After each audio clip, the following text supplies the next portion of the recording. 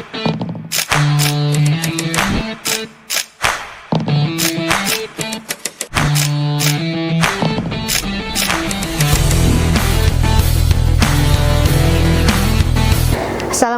warahmatullahi wabarakatuh. Dangsanak Pendidikan Banua, jumpa lagi dengan kami BPMP Provinsi Kalimantan Selatan melalui Bab Pandiran, bahasan terdepan pendidikan dan pembelajaran. Baik, kali ini kita akan mengangkat topik dari PDM 12 yaitu pendidikan inklusif, yang mana kita akan membahas mengenai penanganan dan pencegahan kekerasan terkait peserta didik penyandang disabilitas atau peserta didik berkebutuhan khusus. Kali ini kita ditemani oleh dua orang narasumber, yaitu Pak Gapuri dari BPMP Provinsi Kalimantan Selatan, yang mana di sini beliau bertugas mengawal implementasi kebijakan Permendikbudristek nomor 46 tahun 2023. Dan kemudian Bapak Mas Rudi Mukhtar dari Universitas Ahmad Yani Banjarmasin, yang mana beliau adalah ahli hukum yang selama ini memang bergerak sebagai penasehat hukum bagi beberapa organisasi disabilitas khususnya Pak ya. Baik, Dangsanak Pendidikan Banua, kita ketahui bersama bahwasanya dengan meluncurnya atau diterbitkannya Permendikbudristek nomor 48 tahun 2023 tentang akomodasi yang layak bagi peserta didik penyandang disabilitas untuk jenjang PAUD, dasar, menengah, dan perguruan tinggi. Nah, di sini kita coba menyandingkan dengan Permendikbudristek nomor 46. Karena bagaimanapun ini tidak bisa kita pungkiri adalah hal yang sangat-sangat berkaitan erat Pak ya. Mungkin berawal dari kita sampaikan sebelumnya dulu Bapak Dangsanak Pendidikan Banua terkait data PDBK di Kalimantan Selatan per 2 September 2024 ini dengan grand total itu sekitar 8.190 peserta didik, yang mana di tahun ajaran sebelumnya itu kita ambil datanya dari tanggal 2 Juli 2024 itu sejumlah 7.759. Nah, ini berdasarkan data tersebut ada kenaikan sekitar 431 setelah cut off Dapodik tanggal 31 Agustus 2024 tadi. Nah, terkait validasi data atau akurasinya mungkin ini akan jadi tugas kita bersama untuk berikutnya. Hanya saja ini akan tetap kita jadikan perhatian bagaimana kita menyikapi mereka-mereka yang berkebutuhan khusus di lingkungan pendidikan satuan yang umum. Baik, mungkin kita pertama ngobrol dengan Pak Gapuri dulu nih Pak. Sejauh ini untuk implementasi Permendikbudristek 46 ini bagaimana Pak kondisinya di satuan pendidikan? Baik. Terima kasih Bu Ida, Pak Rudi.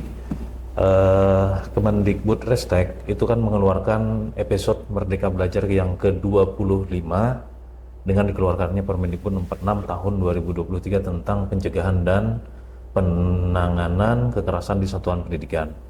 Di mana di salah satunya di situ mengamanatkan bahwa di setiap pemerintah daerah itu membentuk yang namanya satuan tugas PPKSP, dan alhamdulillah di Kalimantan Selatan itu sudah 100% Dinas Pendidikan Provinsi dan Kabupaten Kota itu sudah membentuk yang namanya satuan tugas itu tadi.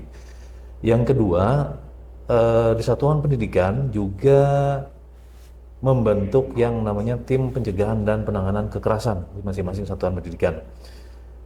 Nah, sesuai amanat dari Permendikbudristek tersebut, Untuk jenjang PAUD sendiri, kita bicara TPPK-nya dulu ya. Untuk jenjang PAUD sendiri itu diberi waktu maksimal 1 tahun sejak permen tersebut diterbitkan. Artinya sampai dengan Agustus 2024 ini itu sudah 100% harusnya TPPK di PAUD itu sudah terbentuk. Sedangkan untuk jenjang SD, SMP, SMA, SMK atau sederajat, termasuk di sini adalah juga non formal PKBM, termasuk SKB yang dalam hal ini menangani anak-anak berkebutuhan khusus gitu ya. Mereka juga diminta untuk membentuk yang namanya tadi TPPK. Nah itu di amanat itu di permen tersebut maksimal 6 bulan. Nah untuk TPPK sendiri kita cek sampai hari ini di Kalimantan Selatan itu sudah 99,14% satuan pendidikan kita sudah membentuk TPPK tersebut. Nah, sekian persen yang belum itu ada beberapa terkendala hal-hal teknis lainnya lah begitu. Ada yang jenjang PAUD itu kekurangan SDM sehingga mereka perlu merger untuk membentuk TPPK-nya dengan PAUD yang terdekat. Ada yang mungkin perlu update data gitu. Jadi yang sekian 0,6% itu 6%-nya itu yang terkendala teknis. Nah, di kita di BPMP, baik itu kita di BPMP ataupun juga kementerian sendiri, kita sudah menyelenggarakan BEMTEK untuk Satgas. Kemudian karena harapan kita setelah BEMTEK Satgas ini, Satgas juga bisa memberikan edukasi kepada TPPK di wilayah kerjanya masing-masing untuk memberikan penguatan dan pengetahuan bagaimana upaya-upaya dari satuan pendidikan. Pertama, melakukan upaya pencegahan, dan yang kedua penanganan jika kasus tersebut memang sudah terjadi gitu ya.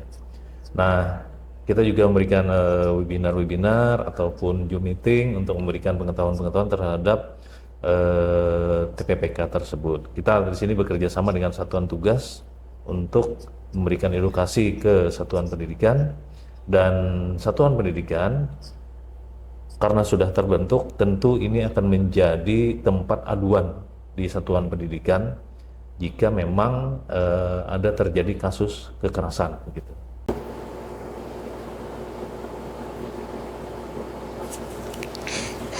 Baik Bapak, sejauh ini apakah sudah ada beberapa informasi terkait kekerasan yang terjadi di sekolah yang dilaporkan oleh TPPK ataupun Satgas?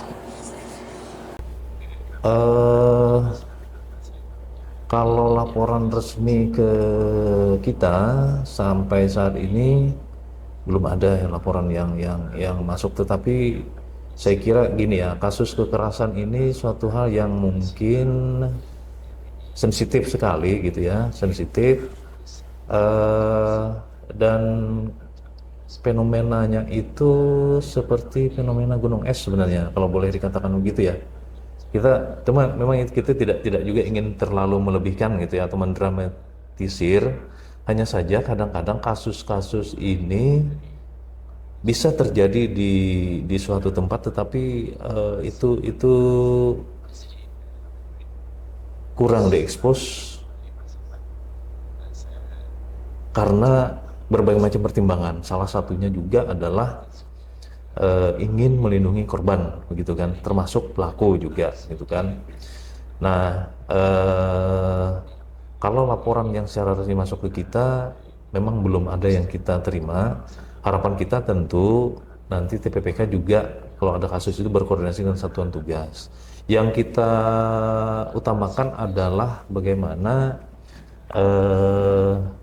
layanan ataupun penanganan psikologis awal terhadap si korban, dan yang kedua adalah bagaimana layanan pendidikan yang tetap bisa kita berikan baik itu kepada korban ataupun juga terhadap pelaku gitu ya.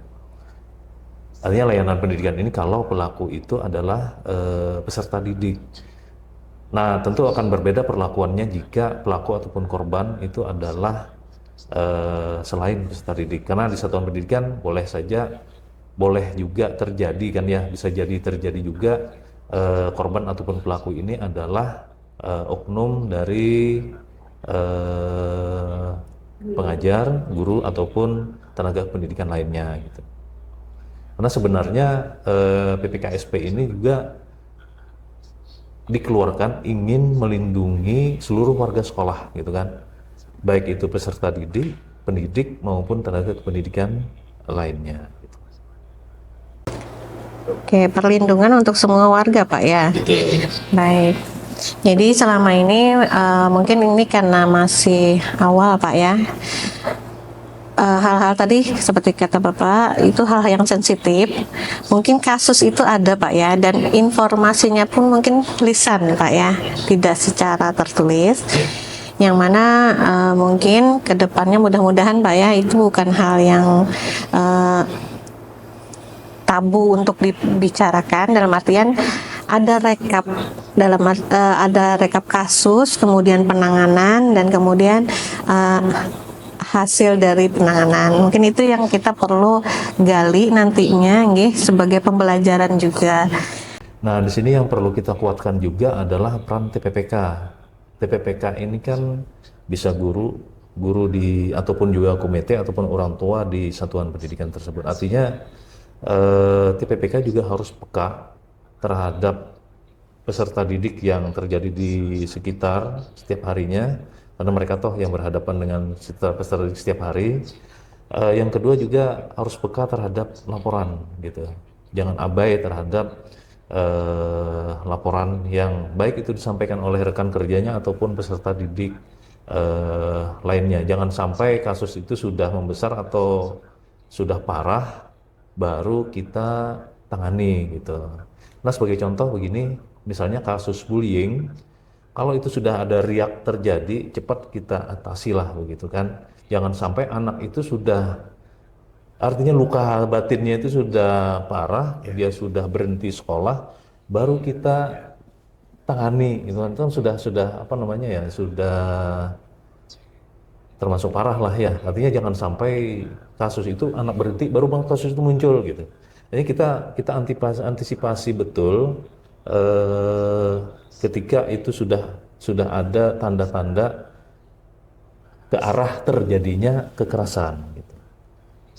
Nah, karena kadang-kadang si korban ini juga selama ini ya mungkin sering terjadi ataupun sebelum ada TPPK ini, si korban dia melapor, dia menjadi korban lagi gitu.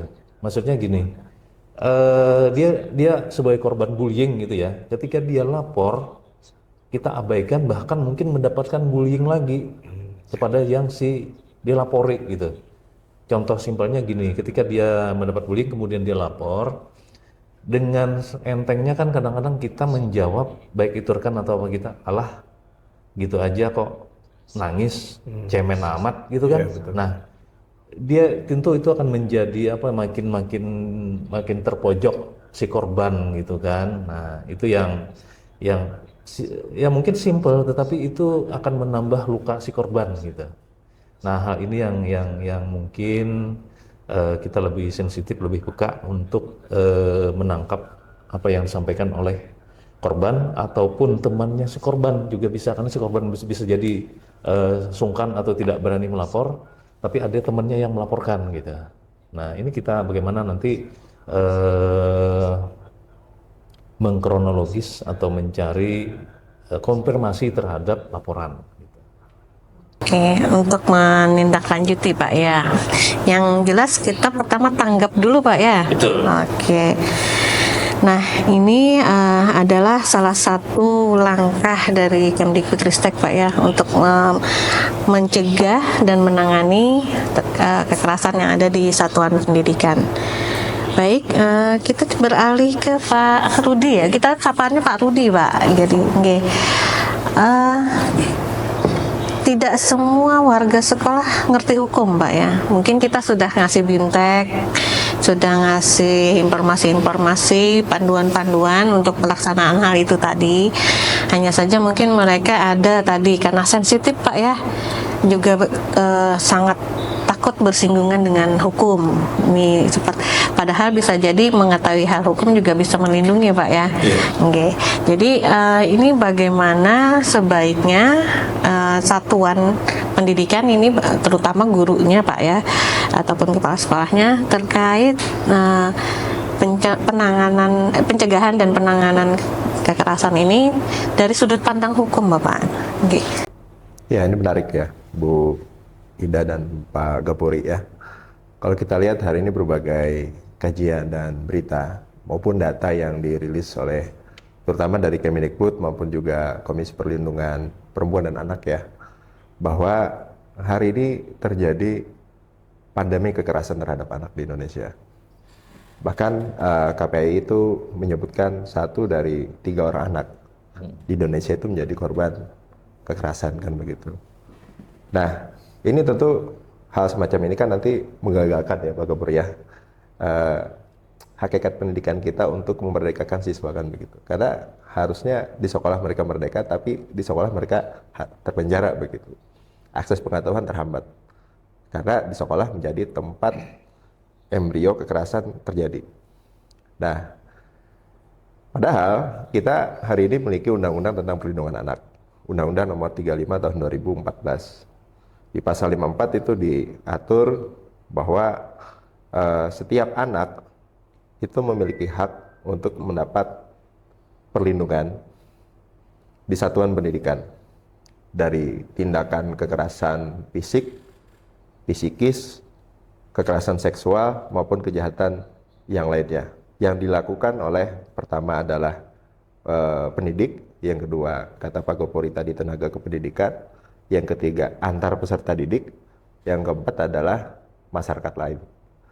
Nah, di Undang-Undang Perlindungan Anak itu tidak spesifik ya mengatur bentuk-bentuk kekerasan terutama di satuan pendidikan, karena ini sifatnya umum dan biasanya dalam konteks Undang-Undang Perlindungan Anak itu kan fokusnya pelakunya adalah orang dewasa. Nah, bagaimana kalau yang melakukan kekerasan ini adalah juga anak-anak? Nah, sehingga dijawablah oleh Kemendikbud tadi bahwa pemerintah hadir dalam bentuk mensahkan ya atau membentuk suatu peraturan perundang-undangan, dalam ini adalah Permendikbud nomor 46 tahun 2023. Dan saya rasa itu cukup bagus Pak Gapuri ya, karena ada berbagai tindakan kekerasan yang diatur di sana. Kalau tidak salah, seingat saya itu ada 6. Betul. Pertama itu adalah tindakan kekerasan fisik, kemudian psikis, kemudian perundungan, kemudian diskriminasi dan intoleransi, kemudian kebijakan yang mengandung unsur kekerasan. Betul. Nah, di sana juga diatur tanggung jawab pemerintah, tanggung jawab pemerintah daerah, termasuk tadi sekolah-sekolah itu harusnya cepat tanggap, respon untuk segera membentuk Satgas ya tadi Pak ya, namanya tadi Satgas, agar memastikan sekolah-sekolah ini bebas dia dari berbagai perilaku-perilaku kekerasan tadi. Karena kita tentu tidak menginginkan anak-anak kita di sekolah harusnya dia bisa mengakses ilmu pengetahuan, tapi malah dia menjadi korban kekerasan di sana. Padahal regulasinya sudah ada, ya. Nah, tinggal bagaimana kemudian sekolah-sekolah, kata Pak Gopuri tadi, saya sepakat ya. Ini perlu diakses dengan baik, direspon dengan baik kebijakan yang sudah dirumuskan oleh pemerintah kita. Jadi kuncinya ya sekolah-sekolah tadi ya memperkuat literasi ya. Karena semuanya saya rasa cukup lengkap ya, di Permendikbud 46 sudah cukup lengkap apa yang harus dilakukan oleh sekolah gitu. Ini kan lebih ke arah pencegahan dan penanganannya saja Bu Ida. Tapi sampai melebar ke perilaku pidana ya. Nah, ini beda lagi nanti aturan hukumnya, maka kita di sini kalau pelakunya anak-anak, maka di sini adalah ada pendekatan Undang-Undang Sistem Peradilan Pidana Anak. Tapi ini hanya masih dalam konteks penanganan dan pencegahan anak saja. Dan saya merespon cukup bagus ya dan apresiasi respon cepat dari pemerintah untuk memastikan anak sekolah-sekolah kita itu bebas dari semua perilaku tindakan kekerasan di sekolah. Baik, terima kasih. Berkaitan dengan Permendikbudristek 48 nih Pak, kita coba sandingkan Pak ya. Yeah. Ini bagaimana menyikapi apabila peserta didik berkebutuhan khusus ini yang menjadi pelaku misal yang menjadi korban adalah guru.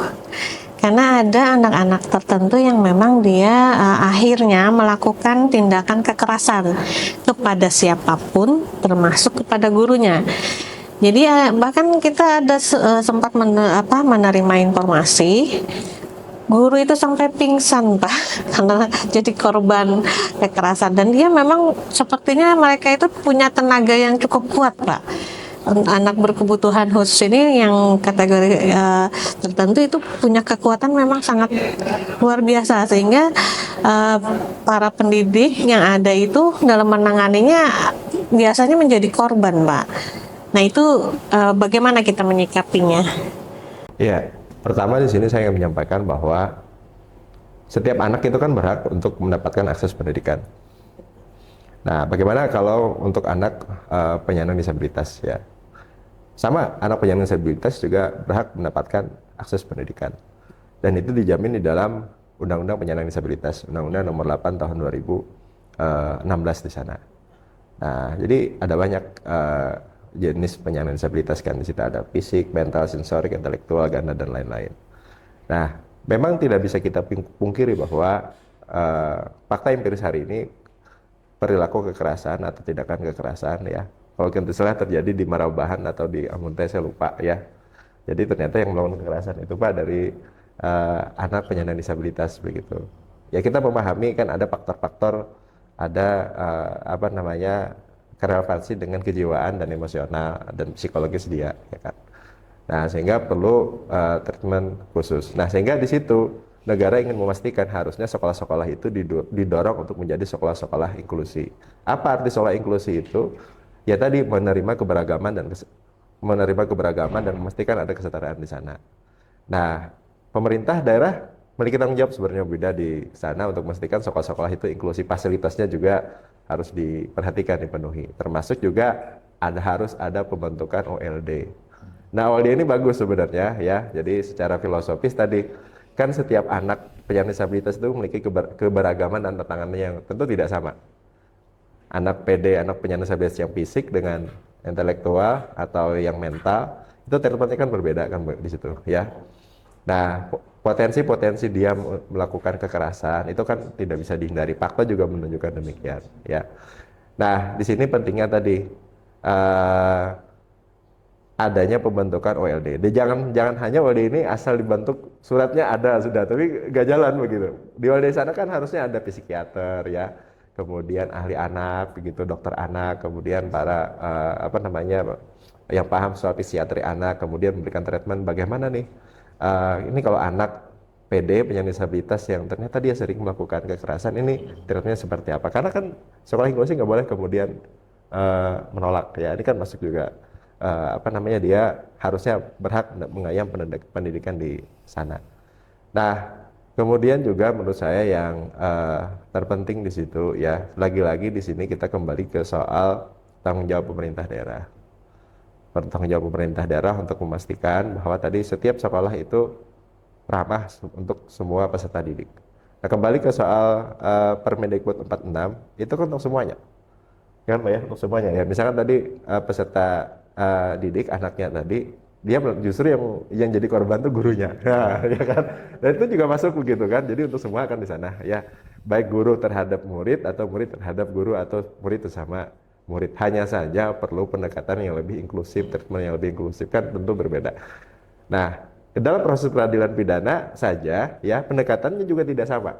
Ketika misalkan pelaku pidana itu penyandang disabilitas, harus ada pendekatan yang lebih ramah terhadap penyandang disabilitas dan lebih inklusif, apalagi di sekolah. Di sini pentingnya menurut saya pendekatan kolaborasi semua pihak sebenarnya di sini. Baik, jadi misalnya mudah-mudahan tidak terjadi. Jadi terkait seperti kasus tadi, ini si guru melaporkannya ke Satgas, Pak, ya. Ke Satgas, kemudian nanti Satgas mungkin kolaborasi dengan ULD gitu ya, karena posisi sama-sama di dinas itu, Pak, ya. Baik, nah nanti mungkin dari ULD lah yang berusaha bermitra dengan bidang hukum gitu, Pak, ya, untuk bagaimana penanganan terbaiknya. Oke, nah ini Seperti Pak Gapuri bilang, ini fenomena gunung es masih ada masih dianggap sensitif dan ada aib Pak ya, di semacam aib yang memang kalau bisa diselesaikan dengan mode silent mungkin akan diselesaikan dengan mode silent saja. Baik, mudah-mudahan ini satuan pendidikan dengan metode tersebut bukan menjadi momok sendiri nantinya Pak ya. Mudah-mudahan akan semakin terbuka lah istilahnya. Ini kalau semakin dibuka kan semakin jadi paham Pak, semua warga akan semakin memahami, kemudian mengerti apa yang mestinya dilakukan. Karena memang kita tidak menutup mungkin Pak, tadi korban mungkin tidak akan bercerita, malahan akan dipendam saja karena kurangnya dukungan lingkungan yang menganggap itu hal yang sensitif tadi. Itu tadi mungkin juga ya perlunya pemerintah daerah juga bentuk ULD atau unit layanan disabilitas gitu kan.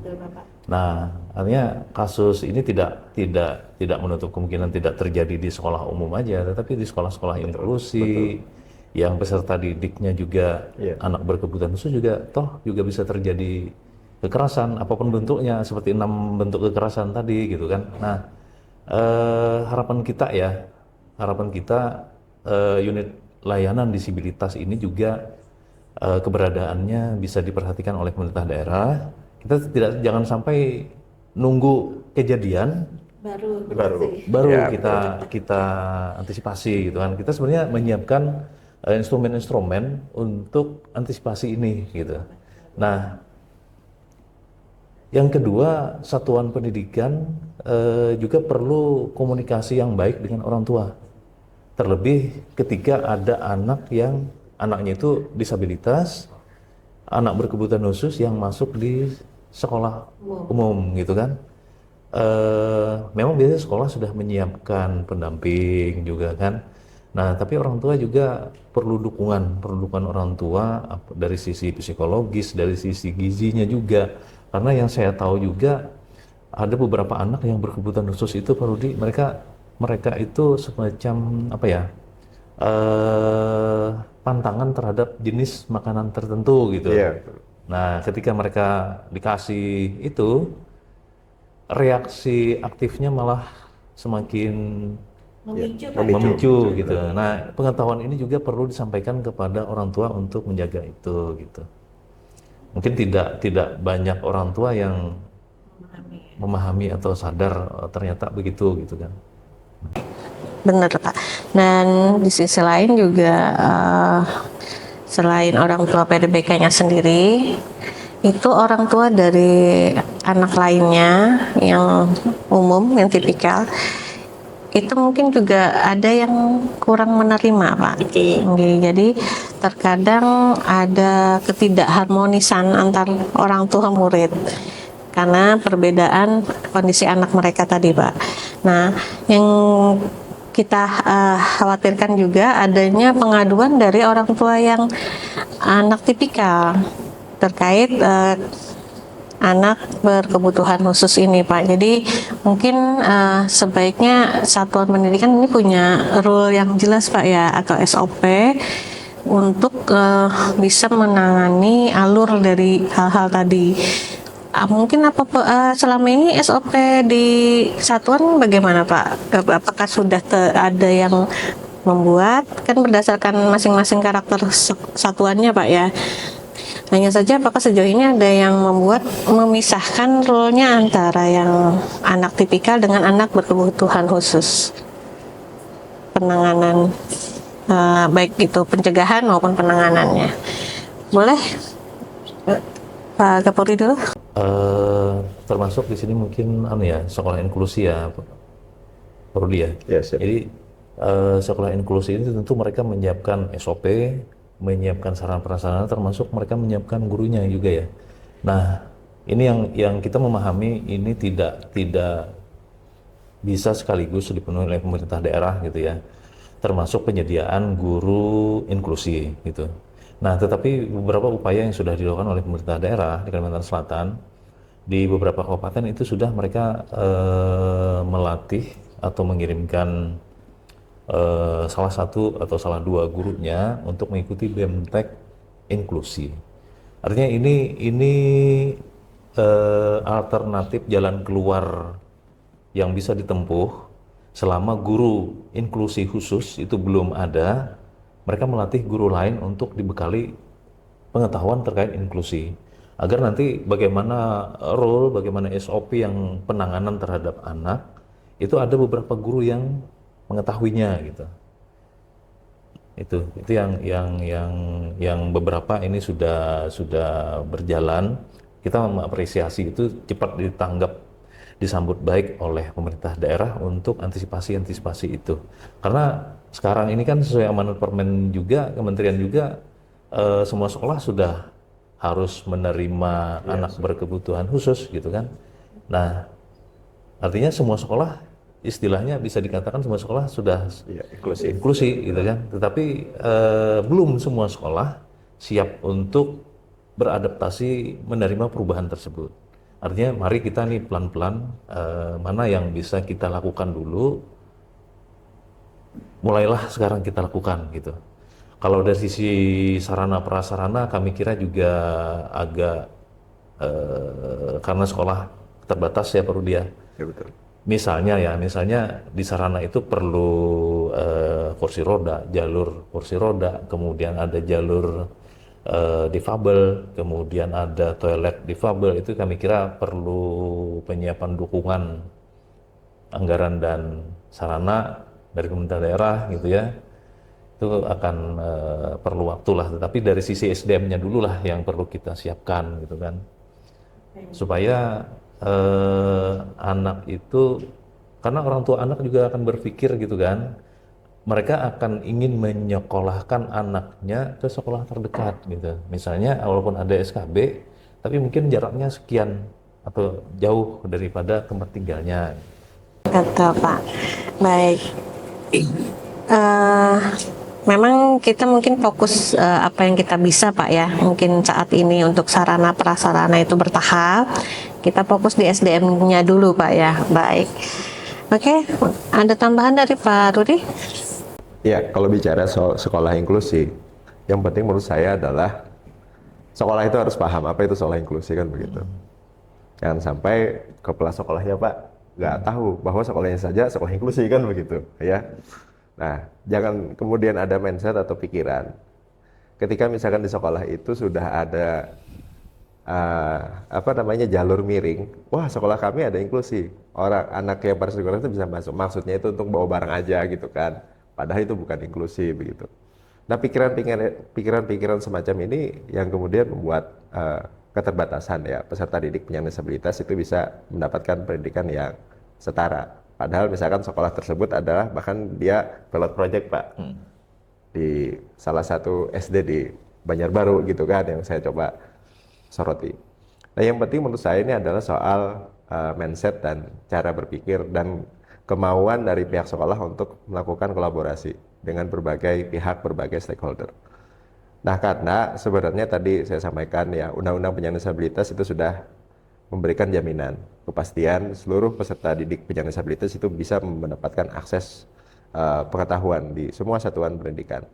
Artinya harusnya satuan pendidikan itu harus inklusi semuanya tuh. Nah, kemudian setiap pemerintah daerah, provinsi, kabupaten, kota, masing-masing sudah punya perda sebenarnya. Provinsi sudah punya perda penyandang disabilitas Pak, Perda nomor 4 2019. Banjarbaru juga sama kan. Nah, artinya apa yang di perda yang sudah dituliskan, ayo dong juga pemerintah daerah jangan hanya bikin pandai nulis perda begitu, tanggung jawabnya lepas ke sekolah. Ya, pemerintah daerah juga harus respon juga untuk memastikan perda yang kami bikin dengan DPRD ini jalan apa enggak begitu ya. Karena kita menghindari bahwa jangan sampai kita sudah punya regulasi yang sangat inklusif, tapi kemudian tidak dijalankan dengan baik di lapangan ya. Lagi-lagi ini yang kemudian menjadi korban adalah peserta didik. Contoh misalkan tadi kasus perundungan bullying ya. Akibat pemerintah daerah gagal untuk memastikan sekolah-sekolah ini inklusi ya, prinsip-prinsip inklusi bisa jalan di sana, maka akan memicu apa yang disebut dengan faktor kriminogenik beda. Faktor yang menyebabkan orang melakukan kejahatan. Kalau Pak Gapuri dan Bu Ida ingat, tadi saya bilang ada salah satu sekolah di Banjarmasin ya, anaknya ini korban bullying terus menerus. Emosional muncak, apa yang dilakukan, dia tusuk pelakunya. Ini kan akibat kegagalan pemerintah daerah yang kurang respon untuk memastikan sekolah inklusi, adanya pemahaman soal kesetaraan di sana, maka korban ini bisa menjadi pelaku kejahatan. Sehingga mulai sekarang saya juga menghimbau kepada pemerintah daerah, ayo kita sama-sama bergandengan tangan untuk memastikan bahwa sekolah kita adalah sekolah inklusi, sekolah kita adalah sekolah yang bebas dari segala bentuk kekerasan yang terjadi di sekolah. Baik. Baik Pak, di satu sisi ya kita tidak memungkiri Pak ya, di bahwasanya tadi kita tidak tanggap. Di sisi lain tanggap Bapak, tapi ada kondisi sosial yang mana misalnya ada superioritas orang tua murid, yang mana akhirnya korban ini tidak punya daya atau kekuatan, walaupun dia sudah melaporkan ke pihak sekolah, ke tim TPPK ya Pak ya, TPPK di Satuan Pendidikan, tapi respon karena adanya kondisi sosial superioritas orang tua dan lain sebagainya, itu akhirnya laporan tadi diabaikan Bapak, bahkan mungkin tidak dilindungi haknya. Itu bagaimana kita menyikapinya? Oke. Jadi sebenarnya hukum sudah memastikan bahwa hal itu seharusnya tidak boleh terjadi, Pak Gapuri dan Bu Ida ya. Jadi yang namanya tindak pidana kekerasan di satuan pendidikan itu sebenarnya sudah diatur di dalam Undang-Undang Nomor 35 Tahun 2014. Kepala sekolah yang membiarkan muridnya menjadi korban kekerasan itu bisa dipidana. Guru yang membiarkan tindakan kekerasan terhadap muridnya itu bisa dipidana. Itu faktanya terjadi. Misalnya ya, ini di sekolah anak saya juga ya. Ya itu teman saya dibully terus di sana. Gurunya ada nggak? Ada. Kenapa nggak? Dia orang tuanya salah satu, mohon maaf dalam tanda kutip, itu memiliki kekuasaan. Makanya di Permendikbud 46 2023 itu Pak ya, yang namanya bullying atau perundungan, itu kan ada 3 aspek di sana. Kekerasan fisik maupun psikis ya. Kemudian berulang-ulang, ada relasi kuasa. Apa relasi kuasa maksudnya? Pasti yang melakukan perundungan itu kan yang memiliki superior. Bisa jadi, mohon maaf, badannya agak besar, gemuk. Dia pernah mendapatkan pelatihan bela diri, bukan misalnya saya kemudian yang orang bela diri ini cenderung bullying, enggak ya. Nah, kemudian misalkan tadi ayahnya atau orang tuanya memiliki relasi kekuasaan atau memiliki kekuasaan dalam tanda kutip ya, Bu Hidayah. Dan itu memicu bullying kan. Dan kadang-kala justru sekolah ini bingung. Nih saya harus kemana nih? Ke korban atau ke pelaku? Kalau ke korban, ini saya yang menjadi masalah nanti ya. Nah sehingga hari ini, ini juga plus minus ya, penegakan hukum kita hari ini kan penegakan hukum berbasis viralitas Pak. jadi viral baru kemudian hukum jalan kan begitu ya. Tapi secara normatifnya lagi-lagi saya ingin memastikan bahwa aturan hukumnya sudah melindungi. Tinggal bagaimana kemudian korban ya. Ini ya tadi edukasi penting. Nah, misalkan ya kami di kampus punya kolaborasi dengan LKBH WK biasanya. LKBH untuk perempuan dan anak. Nah, itu kalau misalkan teman-teman dari BPMP atau dari teman-teman dari sekolah ya, anaknya yang menjadi korban kekerasan atau perundungan, itu bisa koordinasi ke LBH WK tadi, yang memastikan hak korban itu bisa dilindungi, bisa dipelindungi sesuai dengan ketentuan peraturan perundangan yang berlaku. Jadi sebenarnya itulah yang pentingnya upaya-upaya pencegahan terlebih dulu. Betul, Pak. Edukasi, sosialisasi yang dilakukan oleh sekolah. Betul. Ini bisa dilakukan di awal tahun ajaran, artinya sekolah bikin tata tertib, bikin edukasi bahwa tidak boleh ada terjadi kekerasan fisik, psikis, perundungan, kemudian termasuk intoleransi segala macam gitu kan, diskriminasi itu salah satu bentuk-bentuk kekerasan. Itu juga perlu disampaikan di awal, siapapun yang masuk sekolah di sini tata tertib kami begini, dan siapapun orangnya perlu dan harus mengikuti tata tertib yang berlaku gitu kan. Oke. Baik, dari sekian peraturan regulasi yang mengatur pencegahan dan penanganan kekerasan, apakah ada jenis kekerasan yang tidak boleh diselesaikan secara silent tapi harus memang dilaporkan secara pidana, Bapak? Ini masalah alternatif pilihan ya, mungkin ya menurut saya. Karena yang kita harus lindungi di sini kan anak-anak, Pak ya. Anak-anaknya, Bu. Nah, yang namanya anak-anak melakukan kejahatan atau perilaku penyimpangan kan banyak faktor. Nah, sehingga hukum itu memberikan treatment khusus ya. Harus berorientasi pada kepentingan terbaik bagi anak. Bisa saja anak-anak tadi yang dia memiliki kecenderungan perilaku suka melakukan kekerasan seksual karena dia belajar, mohon maaf, dari orang tuanya. Karena anak kita ini adalah pembelajar hebat terhadap perilaku anaknya, kan begitu. Apa yang kita lakukan bisa ditiru. Nah, kemudian juga kita bahaya gadget ya, bahaya gadget, game-game hari ini banyak sekali yang mengajarkan tentang kekerasan. Makanya di sini kita perlu jernih. Hukum harus menjadi obat terakhir. Sarana ultimum remedium, obat terakhir. Kita harus kedepankan pendekatan-pendekatan sebagaimana yang sudah diatur di dalam Permendikbud nomor 46 tahun 2023 tadi. Jadi fokus kita adalah upaya preventif dan upaya bagaimana kemudian menciptakan lingkungan sekolah di setiap satuan pendidikan yang aman dan bebas dari setiap tindakan kekerasan apapun. Oke. Terakhir nih Bapak, mungkin ada tips atau saran yang mana terkait pengaduan, yang mana hal itu membuat korban itu merasa nyaman menyampaikan pengaduan. Bagaimana caranya atau metodenya yang sebaiknya satuan pendidikan itu ketahui sehingga lingkungan itu semua muridnya itu merasa nyaman dalam menyampaikan pengaduan. Apakah ada tips dan saran untuk mengurangi rasa takut, kemudian malu, Pak ya, yang mana dengan tips dan trik ini bisa membuat mereka nyaman menyampaikan apapun dan tidak takut dengan misalnya yang dilaporkan adalah gurunya sendiri, kan mungkin anak-anak paling takut itu, Pak, karena memang ada beberapa kasus yang anak itu memang tidak berani cerita kalau pelakunya adalah gurunya. Oke, silakan Bapak. Saya dulu. Beberapa hal yang mungkin perlu dilakukan oleh satuan pendidikan. Yang pertama adalah semua warga sekolah, mulai dari kepala sekolah dan gurunya, mulai sekarang harus menyadarkan diri, merubah mindset yang sampai Rudi tadi, bahwa lingkungan yang aman, nyaman, dan kondusif itu diciptakan dari kita yang pendidik dan tenaga kependidikan. Itu yang dulu yang pertama gitu ya.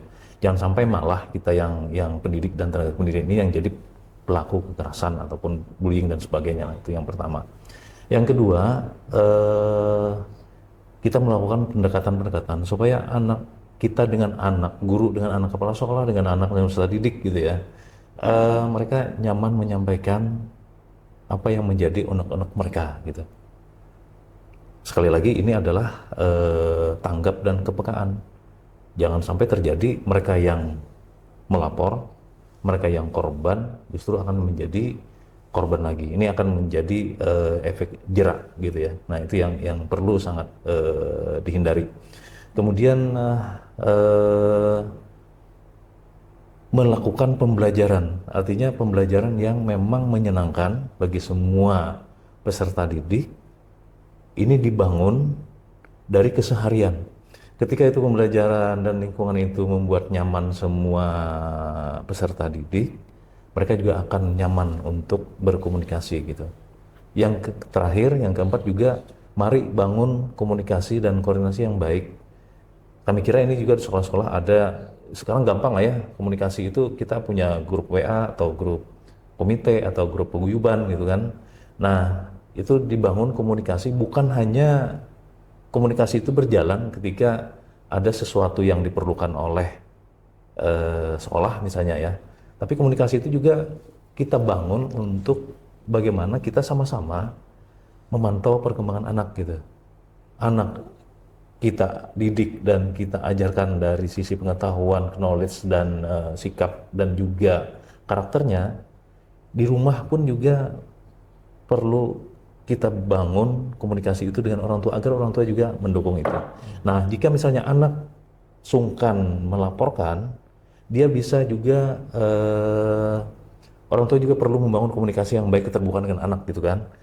Ketika dia sungkan melaporkan gurunya yang mungkin bisa sebagai pelaku misalnya ataupun anak lainnya, dia bisa mengadukan kepada orang tua gitu. Nah, di sini peran orang tua bisa komunikasi dengan gurunya, dengan wali kelasnya, dengan kepala sekolahnya. Di sini tentu konfirmasi ya, konfirmasi terlebih dulu juga orang tua. Jangan juga orang tua langsung terpancing bawakan parang ke sekolah gitu kan. Nah, itu kami kira ini komunikasi itu yang perlu bangun juga untuk ya kita sama-sama untuk memberikan kenyamanan ke semua. Ini demi anak-anak kita ya sebenarnya ya gitu. Nah. Jadi edukasi dan sosialisasi untuk bisa komunikasi berkesinambungan antara di sekolah dengan di rumah Pak ya. Ajak juga orang tua dan komite untuk dalam hal ini. Iya, betul. Oke. Jadi sebenarnya ada filosofi menarik ya di dalam konsideran Undang-Undang Nomor 35 Tahun 2014. Bahwa yang namanya anak itu kan anugerah Tuhan. Dan juga anak itu adalah kunci peradaban suatu negara tuh. Nah, kalau hari ini anak-anak menjadi sangat rentan menjadi korban kekerasan, maka impian kita untuk Indonesia emas 2045 yaitu bisa terhalang tuh. Nah, apa solusinya menurut saya? Pertama ya, kita sebagai anak bangsa itu kan memiliki jalan, memiliki cara pandang yang notabene itu adalah harus sejalan dengan nilai-nilai Pancasila. Sehingga di sektor atau di satuan pendidikan menurut saya kita perlu menggalakkan apa yang disebut dengan revitalisasi Pancasila, kemudian reaktualisasi Pancasila. Nah, nilai-nilai ini harusnya diajarkan oleh sekolah, terutama oleh guru yang ngajarin soal pendidikan Pancasila. Jangan hanya siswa itu disuruh ngapalin Pancasila dan butir-butir Pancasila gitu. Tapi bagaimana dia hidup, pikiran dia, perilaku dia sejalan dengan nilai-nilai Pancasila. Nah, misal di sila Pancasila kita itu diajarkan soal keberagaman. Bagaimana kita menghargai sesama orang lain dengan orang lain. Ya, ajarkan bahwa di sekolah ini yang namanya keberagaman tidak hanya siswa yang laki-laki dengan perempuan, ada juga loh ragam siswa itu, ada yang siswa yang penyandang disabilitas, ada yang non penyandang disabilitas. Nah, kita tetap harus saling menghargai dengan keistimewaan dan keragaman itu semua. Nah, itu yang pertama. Nah, yang kedua adalah saya juga dosen ya, sama dengan Bapak Ibu semua sebagai kita selain pengajar juga pendidik. Nah, sebagai pengajar dan pendidik menurut saya kita perlu memikirkan kembali, perlu meresapi kembali pikiran-pikiran Ki Hajar Dewantara. Nah, Ki Hajar Dewantara itu impian beliau ingin bahwa sekolah itu adalah tempat untuk memerdekakan manusia. Nah, artinya apa? Sekolah itu tidak boleh menjadi penjara bagi anak-anak untuk mengakses ilmu pengetahuan. Sehingga harus kita tutup pintu serapat-rapatnya dari berbagai tindakan kekerasan yang terjadi di sekolah, baik yang korbannya adalah peserta didik penyandang disabilitas maupun non penyandang disabilitas. Dan Ki Hajar Dewantara juga menyebut yang namanya sekolah itu kan taman, Pak. Taman siswa, taman bunga dia sebut. Jadi taman bunga. Namanya taman bunga itu macam-macam bunga ada di sana. Nah, sekolah juga harus demikian tuh. Banyak siswa yang beragam. Nah, ada yang disabilitas, ada yang non penyandang disabilitas. Sehingga sekolah-sekolah atau setiap satuan pendidikan perlu memastikan bahwa adanya kesetaraan di sana, adanya perlindungan di sana, adanya akses kesamaan untuk semua murid untuk mengakses ilmu pengetahuan. Itu kira-kira beda. Baik, jadi dari beberapa informasi tadi yang selama ini ada dirasakan oleh para orang tua, Pak ya, baik itu orang tua penyandang disabilitas, anak penyandang disabilitas ataupun bukan, itu ada kekhawatiran dalam sosialisasi anaknya di sekolah. Nah, ini mudah-mudahan dengan informasi-informasi tadi kekhawatiran tadi jauh berkurang, mungkin bertahap Pak ya, jauh berkurang, karena kita juga berusaha masih tadi kata Pak Gapuri merubah mindset dan Pak Rudi juga ini terkait dengan pemikirannya Ki Hajari. Jadi kita kembali ke jiwa pendidik dan pengajar tadi Pak ya. Baik, mudah-mudahan kekhawatiran orang tua berkurang ke depannya, kemudian sosialisasi semua anak ini semakin harmonis di sekolahnya, kemudian para pendidik kita juga sudah semakin terbuka dan memahami keberagaman anak yang ada. Baik sahabat pendidikan Banua, sebelum kita tutup mungkin kita minta closing statement dari Pak Rudi, silakan. Oke, terima kasih Bu Daya. Bicara anak, bicara peradaban bangsa sebenarnya. Ya, karena kunci peradaban bangsa yang maju itu terletak pada pikiran dan akses pengetahuan yang bisa diakses secara setara oleh anak.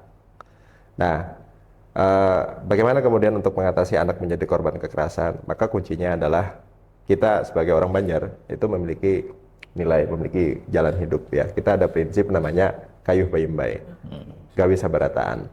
Nah, prinsip-prinsip itu ayo kita jadikan sebagai filosofi, kita bekerja secara kolaboratif, bekerja secara kerjasama untuk memastikan sekolah-sekolah bebas dari semua tindakan kekerasan di satuan pendidikan.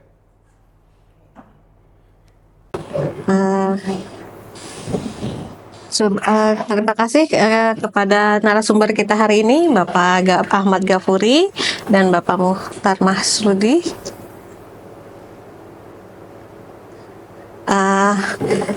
Closing statement dari Pak Ghafuri. Baik, makasih Bu Ida. Kita menyadari ya, berangkat dari bahwa kekerasan ataupun perundungan itu adalah disebut sebagai salah satu dari 3 dosa besar pendidikan. Nah, mari sekarang kita berhenti dari situ untuk membangun pendidikan kita lebih baik, lebih nyaman, lebih kondusif.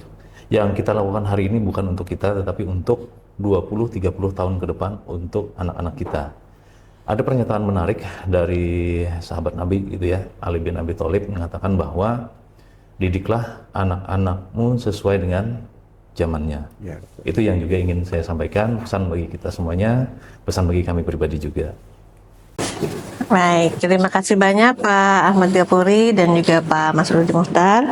Semoga informasi ini bermanfaat bagi semua pendidik maupun tenaga kependidikan yang ada di Kalimantan Selatan, khususnya kemudian sekolah kita bisa menjadi sekolah yang aman, nyaman, dan menyenangkan.